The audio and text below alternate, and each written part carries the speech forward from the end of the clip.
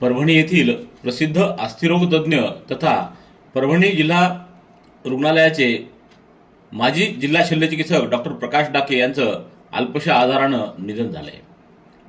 वैद्यकीय, सामाजिक, शैक्षणिक क्षेत्रामध्ये कार्यरत असलेल्या डॉक्टर प्रकाश डाके यांनी त्यांच्या कार्यकाळात जिल्हा रुग्णालयात असताना हजारो रुग्णांना मदत केली, त्यांच्यावर उपचार केलेत। एक मितभाषी व समाजाभिमुख डॉक्टर म्हणून रुग्ण आणि समाजातील नागरिक त्यांच्याकडे पाहत होते। वैद्यकीय सेवेबरोबरच त्यांनी प्रशासनावरही मोठी पकड ठेवली होती। जिल्हा रुग्णालयाच्या प्रशासनाला त्यांनी अनेक दिवस योग्य रीतीने चालवलं। डॉक्टर प्रकाश डाके यांच्या निधनानं अनेक रुग्ण, सामाजिक कार्यकर्ते, पदाधिकारी, राजकीय लोकप्रतिनिधी यांनी आपल्या शोक भावना व्यक्त केल्या आहेत। त्यांच्या पार्थिवावर आज दिनांक 24 मार्च रोजी सकाळी 10 वाजता जिंतूर रस्त्यावरील वैकुंठधाम इथं अंत्यसंस्कार करण्यात येणार आहेत।